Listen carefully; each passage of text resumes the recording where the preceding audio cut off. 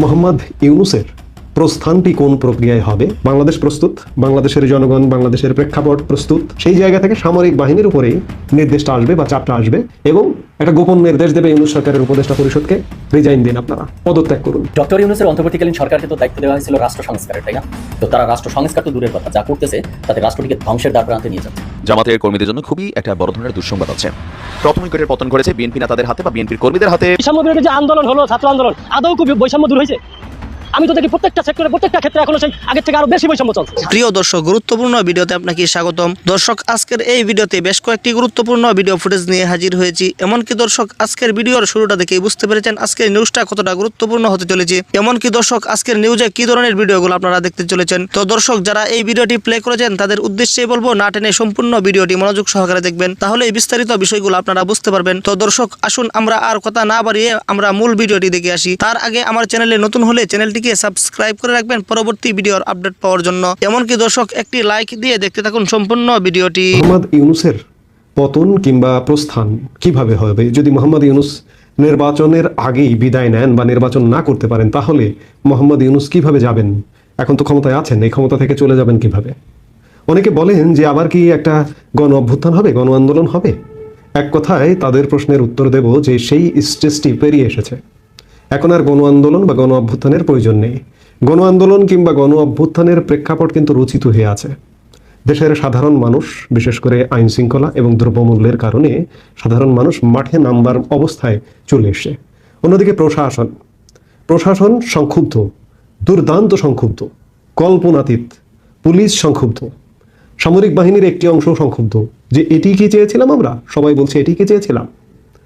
তো কাজেই গণ আন্দোলন, গণ অভ্যুত্থান, দেশের সাধারণ মানুষ, সাধারণ ছাত্র জনতা, প্রশাসন সবাই মিলে সেই স্টেজটা আমি খানিক আগে যেটি বললাম শেষ হয়ে এসছে।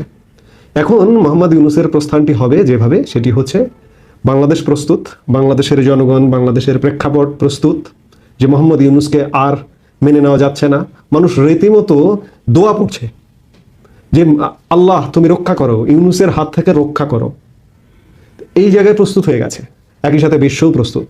আমরা যে মুহূর্তে কথা বলছি ঠিক তার কদিন পরে, এক সপ্তাহের কম সময়ে আগেই মার্কিন যুক্তরাষ্ট্রের প্রেসিডেন্ট ডোনাল্ড ট্রাম্প শপথ নিতে যাচ্ছেন। এটি একটি প্রেক্ষাপট।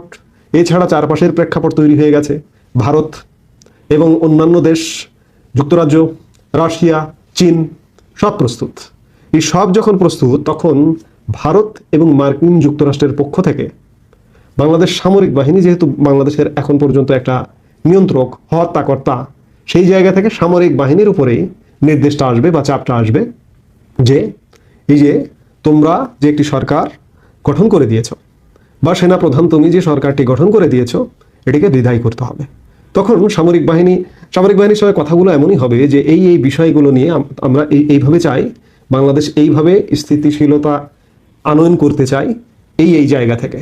তখন স্বাভাবিকভাবে সামরিক বাহিনীও চিন্তা করবে যে বাংলাদেশ স্থিতিশীল দরকার।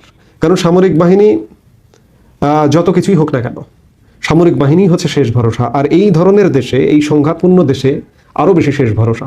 এখনো পর্যন্ত এই ইউনূস সরকার টিকে আছে বা ইত্যাদি, গণ আন্দোলন হচ্ছে না, গণ অভ্যুত্থান হচ্ছে না, মানুষ রাস্তায় নামছে না। শুধুমাত্র মানুষ ভাবছে যে ইউনূসের পেছনে সেনাবাহিনী আছে, সামরিক বাহিনী আছে, সেনাপ্রধান আছে। এই জন্যই মানুষ রাস্তায় নামছে না। নাহলে আরও 3-4 মাস আগেই ইউনূস সরকার গঠনের 2-3 মাসের মধ্যেই আর একটা বিপ্লব হয়ে যেত। হচ্ছে না শুধুমাত্র সেনাবাহিনীর কারণে। তো সেনাবাহিনীর কাছে এই নির্দেশ বলি বা পরামর্শ বলি, কারণ আমাদের সারা বিশ্বকে নিয়ে চলতে হয়। আজকের দুনিয়ায়, আজকের পৃথিবীতে দরজা বন্ধ করে দেশ শাসন করা যায় না। সেই জায়গায় সামরিক বাহিনীও সারা বিশ্বের সাথে নির্ভরশীল, নানাভাবে জাতিসংঘের উপরে নির্ভরশীল, অন্যান্য দেশের উপরে নির্ভরশীল। সেই জায়গা থেকে সেনাবাহিনীতেই নির্দেশটি আসবে এবং সেনাবাহিনী সেই ব্যবস্থাটি নেবে এবং একটা গোপন নির্দেশ দেবে ইউনূস সরকারের উপদেষ্টা পরিষদকে।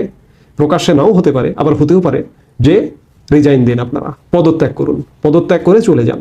এবং ওই নির্দেশনা পেয়ে ইউনূসের 1 ঘন্টা আর থাকবার ক্ষমতা থাকবে না। এবং সমন্বয় বলুন আর এটা বলুন সেটা বলুন, আন্দোলন করেছে, বিপ্লব করেছে, অভ্যুত্থান করেছে, এগুলো সব কিচ্ছু না, এগুলো কিছুই না।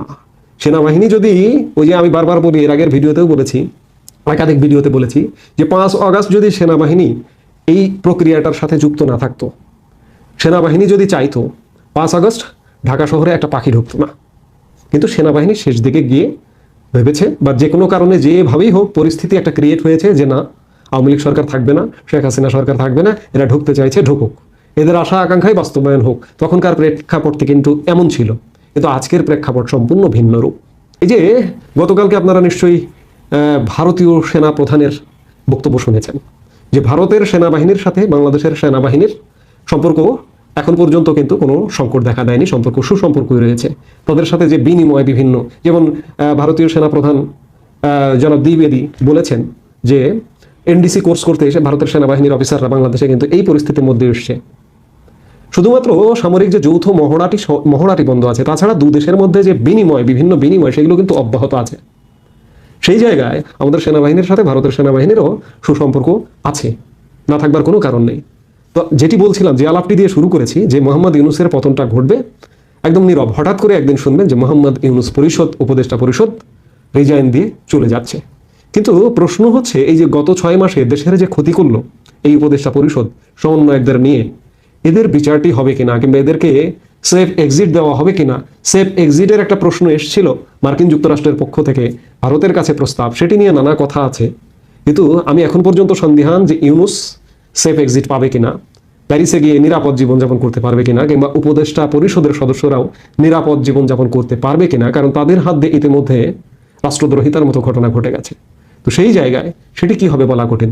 তো ইউনূস সরকারের বিদায়টি হবে, পতনটি হবে অত্যন্ত কোনো রকম আন্দোলন সংগ্রাম না, নীরবে হঠাৎ একদিন শুনবেন যে উপদেষ্টা পরিষদ মোহাম্মদ ইউনূস পদত্যাগ করে চলে যাচ্ছেন এবং আরেকটি সরকার গঠনের আয়োজন হবে। এবং সেটি প্রত্যাশা করছি, আমি একাধিক বক্তব্যে বলেছি, যে তত্ত্বাবধায়ক সরকার, আমাদের সংবিধানে যে তত্ত্বাবধায়ক সরকারের ব্যবস্থাটি ছিল সেই সরকারটি, এবং সেই সরকারটি সংবিধানে যেভাবে বলা আছে সেইভাবে হবে।